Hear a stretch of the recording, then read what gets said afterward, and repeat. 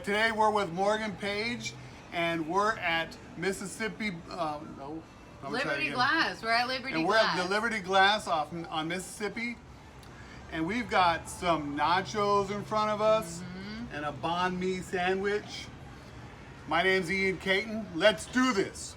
You're watching Poets in Portland eating food.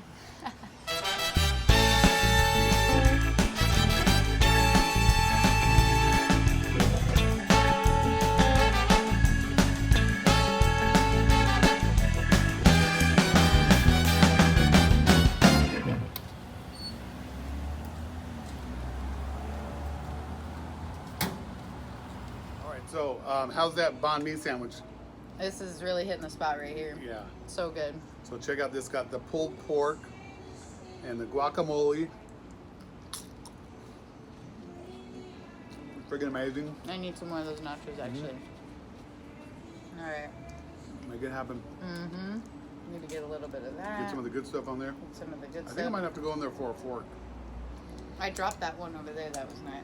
Oh, here's one right here. Right there. Okay.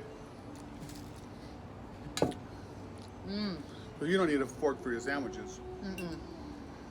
Those are good chips, man. So, Morgan, how old were you when you first started writing poetry? Probably 6, 7. So my grandmother was a poet. Yeah. So I wanted to be just like her, right? And I remember writing this piece about an angel. And it had such great imagery. I was so proud of myself. You know, even calling the angel's wings white. I was like, that. There's something in that, you know? Yeah. And then I never looked back. So probably 6 or 7.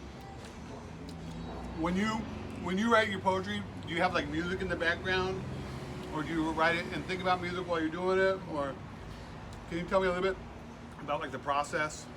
Because it's very musical, a lot of stuff. Like I can totally hear like hip hop in your poetry, and I'm a musician also, so I feel it. No, absolutely. It really depends on the mood. I think in high school I had my headphones in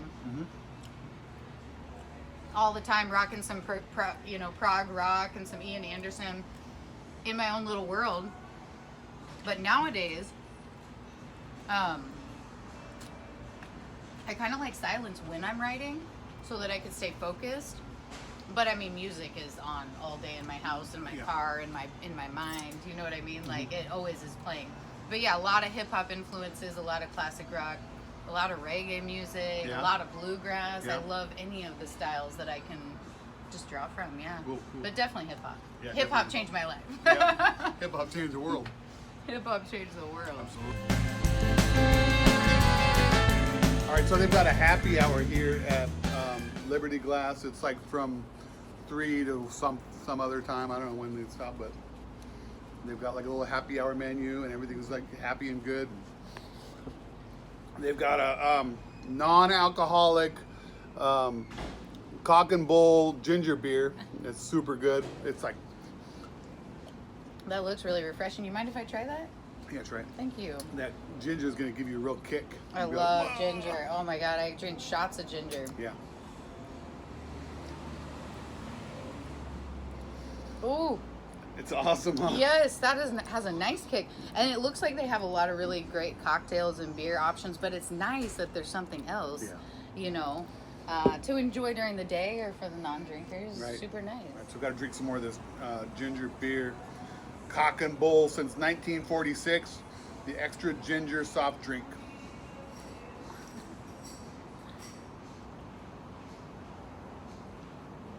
Tastes great, less filling. Can they sue us for that? I don't think they can sue us. I don't think they can sue you for that. Okay. So, talk to me about some of your inspirations. Who are some poets that you read that have inspired what you do?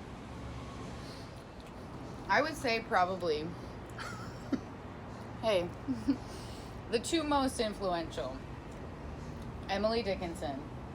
I copied her all throughout high school. Yeah. You know what I mean? And then E.E. Cummings. Really? For his experimental nature. Yeah, I was blown away. I was blown away when I discovered E.E. Cummings. was like, what? You could just put that Y way over here and then it's upside down and Yeah. like whatever the fuck you want to make it, it is. Mm-hmm. There is no right and wrong. He showed me that. So I'm forever in gratitude for the iambic pentameter and then the experimental nature. Yeah. You know, those two combined is like. But again, over the years, I mean, right now I read a lot of local poets Yeah. because I get to know their work. And there's some phenomenal poetry going on in this city and across the bridge. I would Sure. say, you know, and up in Seattle. You know, Nikita Oliver, we shared that in common, right? Or no, was that, do you know Nikita? I don't know. Maybe I met her. No, that was Nate. Excuse me. Nathan was talking about Oh, okay. Nikita Oliver. Anyway, there's a Nathan lot of Tompkins? beautiful, a lot of beautiful poetry going on, I think. And who else is up? Kelly Agadon is up there in Seattle. I don't And she read at Ghost Town. Oh, okay. And I probably did catch her. See, I learn a lot about a lot of these poets through Ghost Town. I mean, they bring in people from everywhere. And then the open mics over here. You know, I've been going to Sanctum Open Mic on Tuesdays. And the Nest is beautiful. I've seen a lot of good poetry there. And then Word Lights. There's a new open mic on Saturdays here. It's actually at the Rocking Frog also. Okay. Every Saturday. Is it Word outdoors Lights. all the time? It is. In the winter, it's actually indoors, which is cool because they'll do some nice coffee and hot donuts and drinks. And it's nice and cozy. Yeah, that's also cool. in a house like this. Smaller. Similar to this Liberty Glass. Beautiful establishment here. But That stupid beer out of my way. yeah, What the hell did I do that for? A little advertisement for these people.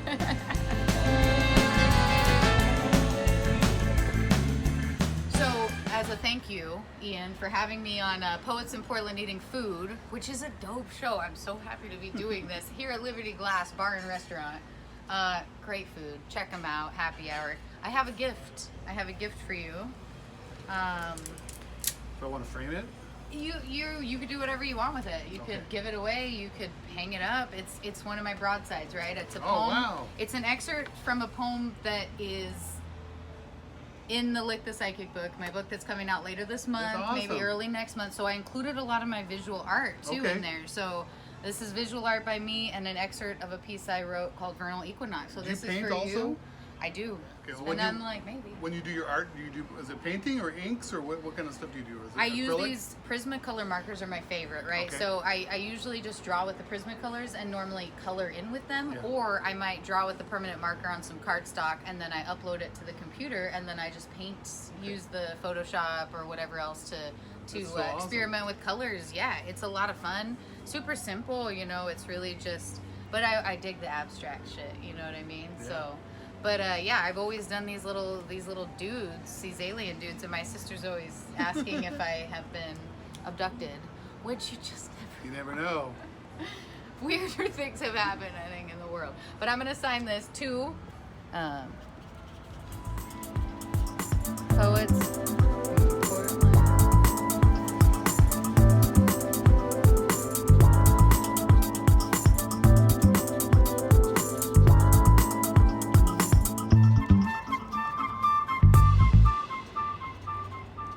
PDX. There we go. Poets in Portland Eating Food. Let's do this.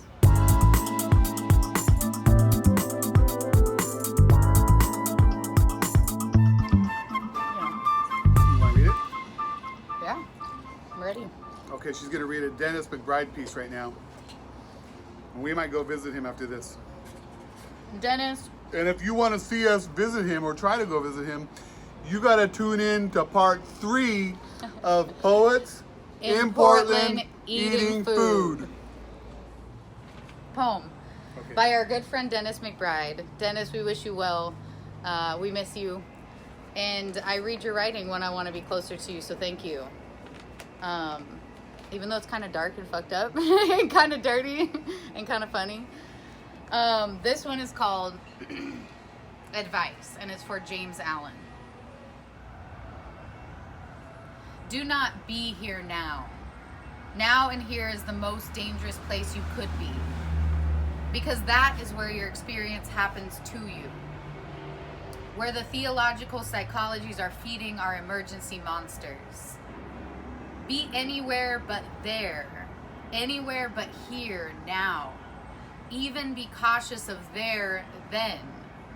Just be someplace else, any place. Anywhere else but here and now. Anywhere that is not nearby to here and now, that is far, far away from where you are now. Here. Go behind the moon, beyond the stars. Go at night when the dancing man in the dark stops by your bed to take you walking, and you walk together into the steepness of shadows, down the paths of the mist world into the soft, dark heart of the forest. Or hide in an adjacent star system like Peoria, Illinois, or Austin, Texas, or other similar labs that are conducting double-blind studies.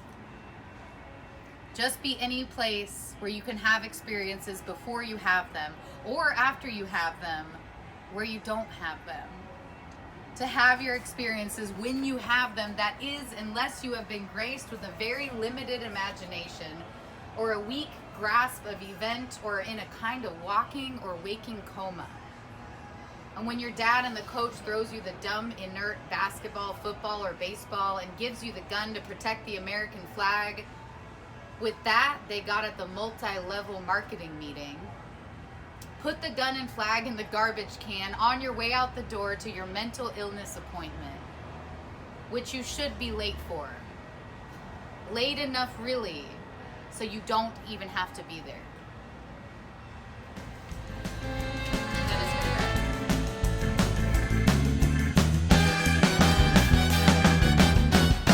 So you just read that Denis McBride piece, and we're gonna go find him now, or we're gonna find him later, or what are we gonna do? I think you got to tune into episode 2. 3. Episode 3. You got to tune into poets in Portland eating food. Let's do this. Let's do this. And so when are you gonna find him though? We're gonna find him We tomorrow? gotta try. We gotta go see him. Tomorrow's Wednesday. Tomorrow's Wednesday. I gotta get back to you. I'll Okay. get back to you. And and I have to hear back from Elizabeth as well, because we Okay. gotta, we gotta see if he's okay to come to have visitors. And I can't wait to see him. Yeah. I mean, God. And we're gonna that get Dennis man. on film, and you're gonna dig it because he's awesome. Then this video's going viral. Let's do this. Okay, cool. Viral. Because Denis McBride, fucking legend. If you don't know Denis McBride, go look up Denis McBride. Okay, go get his book, read his books, read his pieces. We'll read them to you. Come to the Wildwood Saloon also on first Monday, or is it 2 times a Well, month? it's first Monday and third Monday now. First too. and third Monday. And you'll probably hear a lot of Denis McBride there too.